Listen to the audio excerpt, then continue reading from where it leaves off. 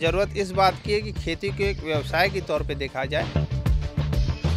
एकीकृत कृषि प्रणाली क्या है कि इसमें जानवर आधारित खेती की जानी चाहिए। 1 एकड़ में अगर आप अपनाना चाहेंगे तो कम से कम 1.5 से 2 लाख आपको शुरुआत में लगाना पड़ेगा। 2 लाख रुपया आप शुद्ध मुनाफा 1 एकड़ से साल भर में कमा सकते हैं। कम जगह पर खेती का एक ऐसा मॉडल जिसमें आप महज 1-1.5 साल के अंदर अपनी जो निवेश की गई पूंजी है उसको भी निकाल लेंगे और उसके बाद 1 एकड़ से सालाना आराम से 2 लाख रुपए तक की आमदनी भी कर सकते हैं, सारे खर्चे हटाकर। तो ये मॉडल क्या है, किस तरह से इसमें काम होता है, ये हम जानेंगे झांसी एग्रीकल्चर यूनिवर्सिटी के डॉक्टर योगेश्वर सिंह जी से हमारे साथ में इस समय मौजूद हैं। सर, बहुत बहुत स्वागत है आपका। धन्यवाद शैलेश जी। सर, ये बताइए, ये जो मॉडल है आपका खेती का, इसके बारे में बताएं किसानों, क्योंकि किसानों की जो सबसे बड़ी चुनौती है वो यही है कि कहते हैं खेती में अब वो आमदनी नहीं रह गई, तो वो आमदनी कैसे मिलेगी, इस मॉडल से बताया। देखिए, ऐसा है कि खेती धीरे धीरे कम मुनाफे की व्यवसाय बनते जा रहा है, क्योंकि इसको हम व्यवसाय के तौर पे देखना बंद कर दिए हैं। तो ज़रूरत इस बात की है कि खेती को एक व्यवसाय के तौर पे देखा जाए और बदलते जलवायु के परिवेश में आज के समय की ये डिमांड है कि एकीकृत कृषि प्रणाली में हम जोड़ दें। एकीकृत कृषि प्रणाली क्या है कि इसमें जानवरों को लेते हुए जानवर आधारित खेती की जानी चाहिए। जब मल्टीपल इंटरप्राइजेस, कई इंटरप्राइजेस एक संग लेके आप एक जगह खेती करते हैं तो आप मुनाफा बढ़ा सकते हैं। जहाँ पे हम इस समय मौजूद हैं विश्वविद्यालय परिसर में, ये इंटीग्रेटेड फार्मिंग सिस्टम का आपका जो मॉडल है, कितने क्षेत्रफल में आप लोगों ने विकसित किया है, क्या क्या कंपोनेंट इसके हैं, ये बताइए। ये जो हम अपने विश्वविद्यालय में डेवलप कर रहे हैं, ये इंटीग्रेटेड फार्मिंग सिस्टम करीब करीब 1 हेक्टेयर का टारगेट रखे हैं। 1 हेक्टेयर में हम लोग ने पहले तो ये काम किया कि जो हमारा निचला क्षेत्र था उसको हम लोगों ने तालाब में बदल दिया है। तो तालाब में बदलने के चलते हमारा जो भी पानी आता है, साल भर वर्षा का पानी, ये इस तालाब में एकत्रित हो जाता है और ये तालाब का पानी एकत्रित किया हुआ हमारे फसलों की सिंचाई के काम आता है। और साथ ही साथ इस तालाब में हम मत्स्य पालन भी कर लेते हैं। तो ये हमको एक अतिरिक्त आजीविका का स्रोत होता है। इसके साथ ही एक अच्छी बात यह है कि इस तालाब में, चूँकि तालाब रहता है, अगर पानी का हिलाया ना जाए तो उससे वायु का संचार कम हो जाता है, तो मछली पालन में, मत्स्य पालन में दुष्प्रभाव आता है। तो इसलिए हम लोग बत्तख पालन भी कर रहे हैं।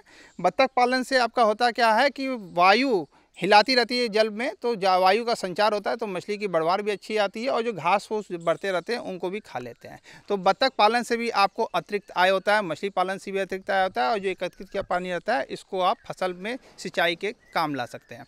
ये 3 कंपोनेंट हो गया। इसके अलावा गौ आधारित, चूँकि यह बुंदेलखंड जानवर आधारित, जानवर बहुल क्षेत्र है, यहाँ जानवर आधारित खेती की जाती है। तो 1 हेक्टेयर में हम 2 गाय और 2 बछिया रख के खेती कर सकते हैं। और 2 गाय आप कोशिश ये कीजिए कि जो हमारी देसी नस्ल की गाय हैं, जो यहाँ में जैसे आपका गिर गाय हो गया, थारपारकर हो गया, उन तरह के गायों को लिया जाए और उनसे जो भी हमको दूध मिलता है दूध लें और जो भी उनके गौमूत्र और जो गोबर मिलता है उसका उपयोग हम खेती में पुनः करें, ताकि जो हमारी उर्वरक की निर्भरता दिन प्रतिदिन बढ़ती जा रही है और उसके दुष्प्रभाव देखने में आ रहे हैं, उसमें कमी लाई जा सके और हमारे उत्पादों और मृदा की स्वास्थ्य में सुधार हो सके। इसके साथ ही हम लोग केचुए की खाद भी तैयार करते हैं और हम लोग अपने जो पॉलिनेशन होता है, पॉलिनेशन किसी भी फसल में अगर पॉलिनेशन अच्छा होता है तो उससे आपकी 10 से 15% और उपज बढ़ जाती है।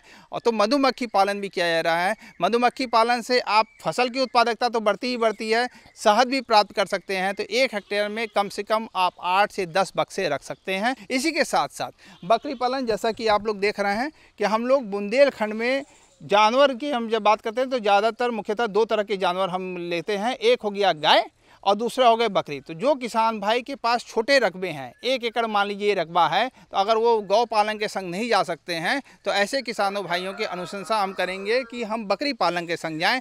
बकरी पालन 1 हेक्टेयर में कम से कम 8 से 10 बकरी और 1 बकरा हमको रखना चाहिए।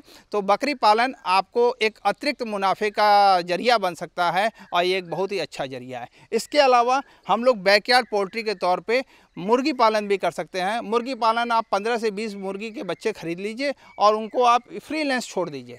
तो तो जब मुर्गी पालन आप करेंगे तो मुर्गी पालन दो तरीके होते हैं, एक अंडे के लिए कीजिए और दूसरे मांस के लिए कीजिए। तो अंडा भी मिलता रहता है और मांस मिलता है। ऐसी भी प्रजाति है जिसमें पहले अंडा ले लीजिए और बाद में मांस के भी उपयोग में ला सकते हैं। तो इसमें कोई अतिरिक्त आपको कुछ लगाना नहीं है, बस मुर्गी के चूजे ले आइए और वो आपके घूमते रहेंगे, वो भी आपको साल भर में अच्छी खासी आय दे के जाएंगे। तो ये बताएं लेकिन कि अगर 1 एकड़ में कोई इस मॉडल को अपनाता है, विकसित करता है, तो लगभग कितना खर्च आ जाएगा?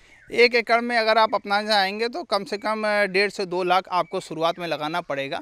लेकिन ये 1.5 से 2 लाख अगर आप लगाते हैं तो आपको हर साल, हम उम्मीद करते हैं कि अगर आप निरंतर लगे रहेंगे तो 2 लाख रुपया आप शुद्ध मुनाफा 1 एकड़ से साल भर में कमा सकते हैं। मतलब आप अगले ही साल, 1 साल के बाद से आपको खेती जो भी आपने लागत लगाई है वो लागत निकल के आपको अगले साल से शुद्ध लाभ मिलने लगेगा। रिस्क फैक्टर भी कम हो जाएगा? रिस्क फैक्टर काफ़ी हद तक कम हो जाएगा, क्योंकि जैसे मैंने आपको बताया कि यहाँ जानवर आधारित खेती की जा रही है। बकरी है, मत्स्य है, मुर्गी है, उसके बाद गाय है, मधुमक्खी है। तो इन सब चीज़ों से आपको काफ़ी ज़्यादा आय की स्रोत होती है। तो अचानक एक दिन में जो आपकी फसल खराब हो जाती है अतिवृष्टि या ओलावृष्टि से, वो दशा बहुत कम हो जाएगी। तो आपका रिस्क फैक्टर बहुत ही कम हो जाएगा। खेती का सुरक्षित मॉडल। जी, खेती का सुरक्षित मॉडल है। और साथ ही साथ जैसा कि आप देख सकते हैं, हम लोग तालाब बनाए हैं, तो तालाब के चारों तरफ हम लोग फलदार वृक्ष लगाए हैं।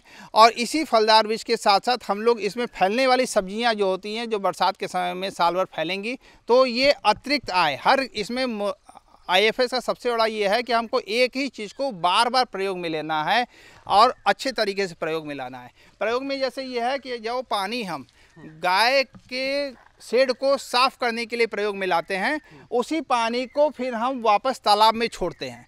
तो जो पानी हम गाय का शेड धोते हैं, वही पानी फिर वापस तालाब में जाता है। तो गाय का शेड धोते समय उसमें गोबर मिल जाता है। गोबर मिल के जब वो तालाब में जाता है तो मछलियों के लिए आहार का काम करता है। और फिर वही आहार जब हम वापस खेत में फिर पानी यूज़ करते हैं, तो फिर वही पोषक तत्व तो मिला पानी फिर हमारे फसल के लिए फिर अच्छा प्रभाव डालता है। और ये जो फलदार वृक्ष हैं, ये भी आगे चल के बड़े होंगे। हम देख रहे हैं जो तालाब भी है और पीछे वृक्ष है, तो ये बड़े होंगे। तो जाहिर है ये जो 2 लाख है तो फिर आगे और आमदनी बढ़ जाएगी। अगर आप निरंतर इसमें करते रहेंगे तो हमको नहीं लगता कि जो किसान भाई आजकल जो खेती के प्रति से उदासीनता देखने को मिल रही है, वापस इसमें के लोग प्रभावित होंगे, आकर्षित होंगे। और इसमें जो हमारी महिलाएं हैं, जो ज़्यादा खेतों में बहुत ज़्यादा बढ़ चढ़ के काम नहीं कर पाती, वो छोटे जानवर, बकरी पालन, मत्स्य पालन, मुर्गी पालन, मधुमक्खी पालन, सब्जी, फल, इसका भी उत्पादन बहुत ही अच्छे से तत्परता से कर सकते हैं। तो आपने देखा यहाँ पर ये खेती का एकीकृत जो मॉडल है, एकीकृत कृषि का जो मॉडल है, यानी इंटीग्रेटेड फार्मिंग सिस्टम, किस तरह से इसमें आप अलग अलग जो इसके कंपोनेंट्स हैं उनको जोड़कर एक निश्चित आमदनी, और ऐसी आमदनी जो कम जगह पर भी किसान अच्छे से करके अपने जो हालात हैं उनको बदल सकते हैं, एक अच्छा मुनाफा ले सकते हैं। शैलेश अरोरा, गाँव जंक्शन।